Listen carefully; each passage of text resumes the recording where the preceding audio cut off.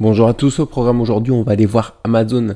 Amazon qui nous donne des signaux haussiers actuellement, on ira l'analyser en mensuel, en hebdomadaire et en journalier. On ira faire le point sur Amazon, ça fait 2 mois qu'on n'a pas fait le point sur cette action qui est très intéressante en ce moment. Et puis comme d'habitude en fin de vidéo, on ira voir le Nasdaq et le SP500 pour les marchés américains ainsi que le CAC 40 pour le marché français. On commence avec Amazon que je vais mettre en mensuel et en grand écran. Amazon sur une grande tendance haussière, on a fait une correction du coup après 2022 et on a rebondi, on est en train de casser les plus hauts historiques sur Amazon. Si je passe en hebdomadaire, on a 2 figures ici qui sont très claires en hebdomadaire avec des objectifs bien précis.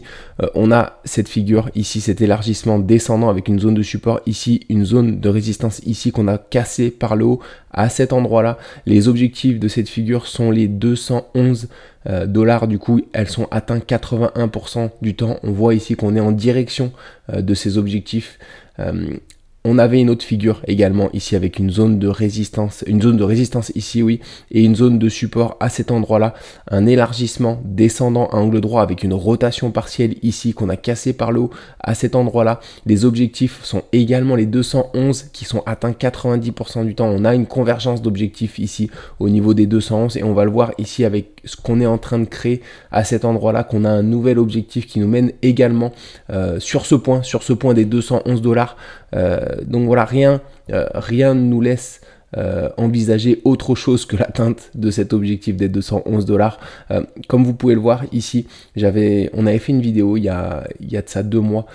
On avait cassé, alors je vais vous le montrer en journalier plutôt. Voilà, on avait cassé par le bas cette zone de support. On peut considérer ça comme un biseau, mais c'était plutôt un canal parce que un biseau, il faut qu'on ait une résistance et un support qui convergent beaucoup plus que ça. Là, c'était quasiment 2 droites parallèles, donc on peut pas vraiment considérer ça comme un biseau. On avait surtout un support qu'on avait franchi par le bas.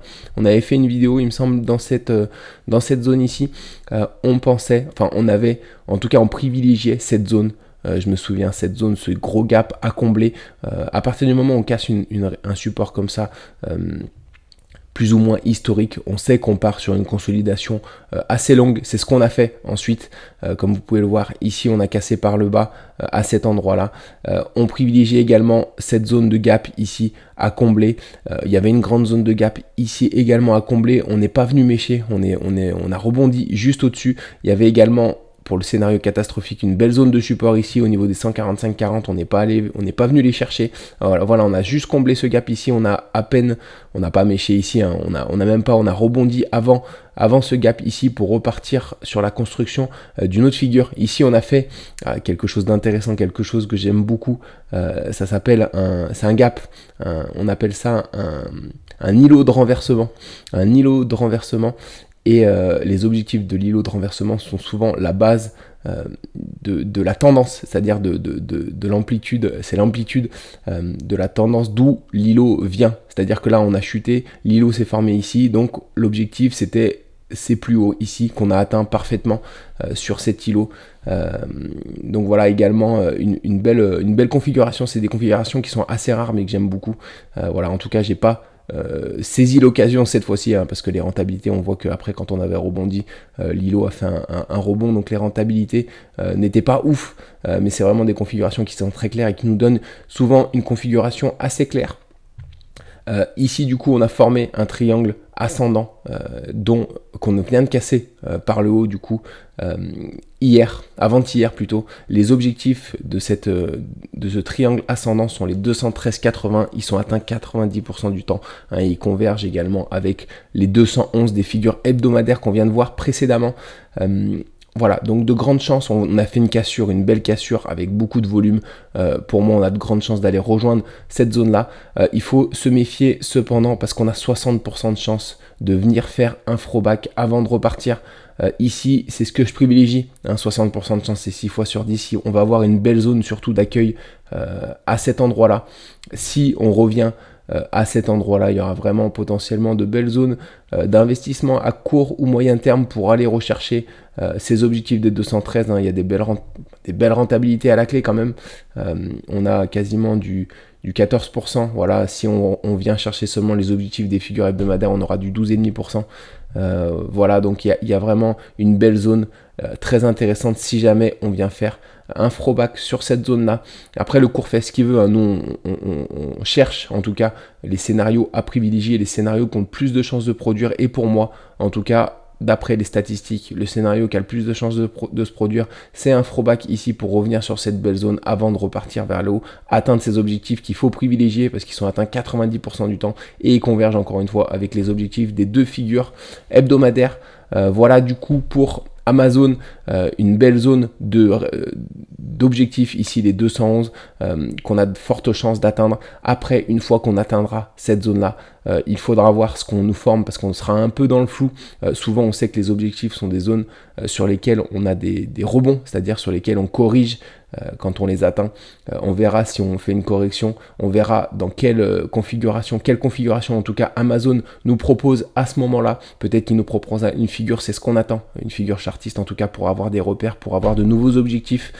Pour le moment, c'est pas le cas, mais on peut également sur les objectifs avoir une belle correction. Donc il faudra se méfier et prendre des bénéfices hein, si vous entrez en position sur cette action.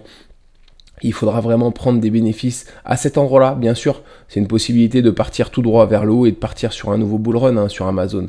Comme vous pouvez le voir en mensuel, hein, c'est une action qui est sur une tendance très haussière. Donc, il n'y a pas de raison non plus de ne pas partir sur une vague haussière, une nouvelle vague haussière. Mais on peut avoir des petites turbulences en chemin.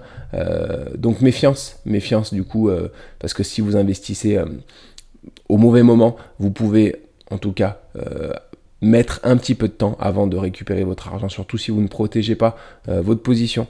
Voilà sur Amazon ce qu'on peut dire, mais des objectifs encore une fois des 211 qui sont assez clairs. On va passer sur le SP500, le SP500 que je vais mettre pareil en journalier plutôt et en grand écran. Alors une séance légèrement haussière hier. Ce que je privilégie, c'est une petite correction. On voit qu'on a du mal à repartir vers le haut. Je privilégie une petite correction avant, enfin, de repartir sur un mouvement haussier sur le SP500 et ça concorde surtout avec ce qu'on peut voir sur le Nasdaq en ce moment. Le Nasdaq que je vais mettre pareil en grand écran.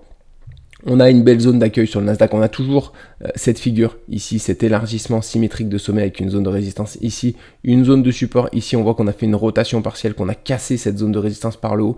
C'est une possibilité qu'on vienne faire un throwback du coup pour revenir se poser à la fois sur ce gap pour combler ce gap et à la fois sur cette ancienne résistance avant de repartir vers le haut. Donc encore une fois, le scénario que je privilégie sur le Nasdaq, c'est ça, pour aller rejoindre les objectifs qui sont atteints 75% du temps, ces objectifs de cette figure, qui est un objectif du coup à privilégier, vu qu'ils sont atteints 3 fois sur 4. Concernant le CAC 40 qui est intéressant en ce moment, on est, comme on l'avait vu ensemble, en train de corriger en attendant les élections dans toute cette zone ici. On est venu rebondir sur cette zone de résistance. On savait que ce serait une zone difficile à franchir. Voilà, donc on est actuellement en train de corriger. Autant je ne voyais pas le CAC 40 repartir et franchir cette zone de résistance tout de suite avant les élections, autant je pense que c'est une possibilité qu'on puisse venir casser par le bas ces 23 245 pour aller chercher une zone un petit peu plus bas. Je suis sur le CAC 40 avec les dividendes réinvestis.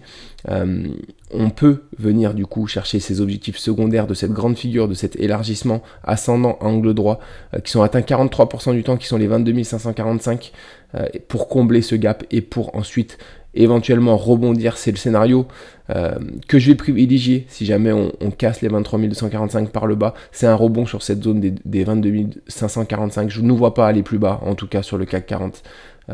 Mais on peut, autant je ne voyais pas partir vers le haut avant les élections, autant une cassure par le bas, d'après moi, est possible. On va suivre ça en tout cas, mais encore une fois, ce que je privilégie sur le CAC 40, c'est quand même le range dans cette zone entre les 23 960 et les 23 245 jusqu'aux élections. Ensuite, une fois que les élections seront passées, on aura potentiellement une sortie soit haussière de cette figure, soit baissière pour aller rejoindre ses objectifs avant de repartir vers le haut. C'est ce que je privilégie en tout cas sur le CAC 40. Au niveau des maps, le CAC 40 dans le rouge hier, comme on a vu, le CAC 40 a fortement corrigé. On a L'Oréal qui fait quasiment moins 3,5%, Vinci moins 2% avec Pernod Ricard, Bouygues et Veolia. Voilà, une belle correction en tout cas, peu de vert. sur le CAC 40 hier, vu qu'on a fait une belle mèche corrective. On a juste Alstom qui prend 1% et Renault qui se maintient avec Total Energy, mais sinon le reste corrige assez fortement sur le CAC 40. Concernant les marchés américains, hier à la clôture, on a Nvidia qui perd 2%, Visa qui perd 2,5%, Mastercard moins 2%, Goldman Sachs moins 2%. Voilà, sinon au niveau des gains, on a MicroStrategy qui gagne 4,5%, Coinbase 4,5%, également Adobe 3,5%, Amazon 2% comme on vient de le voir, et Meta 1% avec Robinhood, mais une carte plutôt dans le vert. Hier sur les marchés américains, on a fait une légère hausse comme on l'a vu. À voir comment on réagit encore une fois sur le marché américain. À très court terme, je m'attends à une légère correction avant de repartir vers le bas. Concernant le CAC 40, je m'attends à une consolidation ou à une nouvelle correction. On va suivre ça. En tout cas, attentivement, cette fin de semaine, c'est tout pour moi. Aujourd'hui, je vous souhaite une bonne journée. Et puis, on se retrouve demain matin pour le bilan de la journée du jour. Excellente journée à vous tous. À très vite.